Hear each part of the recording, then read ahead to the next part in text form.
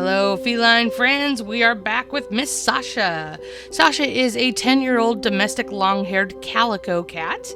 She has some pretty severe pelting on her back end here. You can see it's pretty widespread, and we are going to get her cleaned up today and give her a fresh start so her mom can tackle this grooming at home. We're going to start off strong with the nail trim, and Sasha is wonderful for this. Doesn't really give me any attitude at all. I'm going to show you slow motion here. This is not slow motion, this is real time. You guys can see the speed of which grooming actually takes place. Now, for the sake of not boring you to death, we're going to speed this up because this is a long process.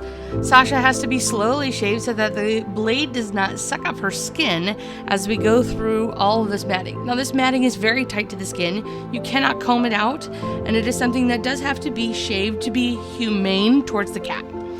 Now, of course, this is a long process, so my blades are heating up. I'm having to rotate blades, switch clippers, and get all of this matting removed. We work through the rest of her back. Now we're starting to work on her underside.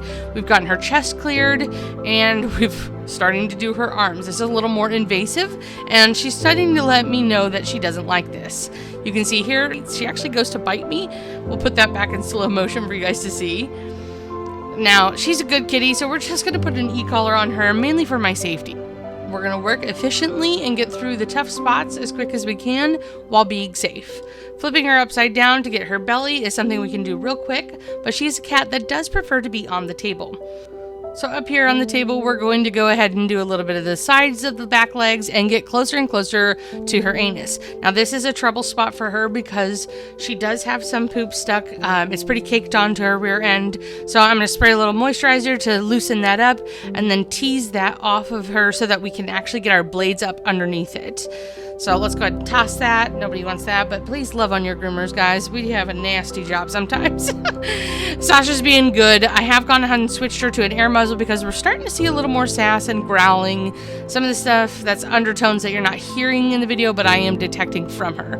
So we're going to finish up doing the underside of her. She doesn't like being flipped upside down, so we're just going to work with it on the table with what we got, and then move to the tub. We're going to start off with a Chubb's bar scrub, and then we're going to follow up with a sugar scrub, which is what you see me doing here. A sugar scrub always uses sugar, and then also the Zoom Groom to really work the surface. She had a lot of dandruff coming off of her, and that's good use for both the Chubb's bar and the sugar scrub combination. You can see I'm focusing here on her tail as well because she does have the start of tail gland hyperplasia or stud tail. And now we're going to rinse and rinse and rinse and rinse. We want to make sure that we're getting all soap so there's no residue. All right, we're going to work on getting her head done now. You can see I've got my hand on her. I'm doing a light scruff, more for controlling her head, just making sure I don't get water in her face or down her ears or something like that. Scruffs can be an important tool, but it needs to be used correctly. Okay, now that we're pretty much done here, we're going to give her one final rinse, put her air muzzle back on just because she likes hiding in it and she's doing well with it. Kind of acts like blinders. Okay, now we're going to work on ear cleaning. Now, here you see me working with cotton swabs. I do not recommend this. I often use cotton balls, actually. We just had a little incident with the cotton balls, and this is what I had that day in the salon. Now, reminder, do not ever go down the shaft of the ear with a cotton swab. All right, now let's clean up her face a little bit and check her teeth. We choose to check teeth so that we can put it on our grooming reports to let mom or dad know if they need a dental or a referral to their vet. Now that she's got her little happy hoodie on, which will protect her ears in the dryer, she's able to freely walk around as she wants. And you can see here that we've just kind of spot drying. There's not much to do.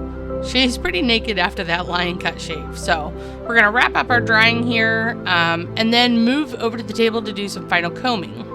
Now I'm finding some small tangles here, so I work through them with my comb. This is the Face Feet Comb by Chris Christensen. And then I tidy up my line cut lines now that she has a fresh, clean coat. This is really more for the aesthetics, and if the cat couldn't handle it at this point, I really wouldn't push it. She's tolerating things just fine though, so we keep pushing on. And then making sure she doesn't have any knots or tangles in anything like her tail or her feet or the rest of her mane. And of course, because no groom would be complete without some chin scratchies, and my ADHD is strong today, so I check her mouth once again. a quick tidy up of just a few things that I missed. Make sure she's going home with a nice clean coat. And look at this pretty girl. She is all done. After doing that, we let her check out the camera a little bit. She was purring like crazy for us, and just a sweet moment of snuggles with her. She felt really good and fresh and clean. Cats that have a lot of severe pelting and matting actually end up feeling really great and loosen up quite a bit by the end of the groom. Thanks for watching. This is expert cat care that you could trust with Sweet Whiskers. Tune in next time to see more cat-tastic content.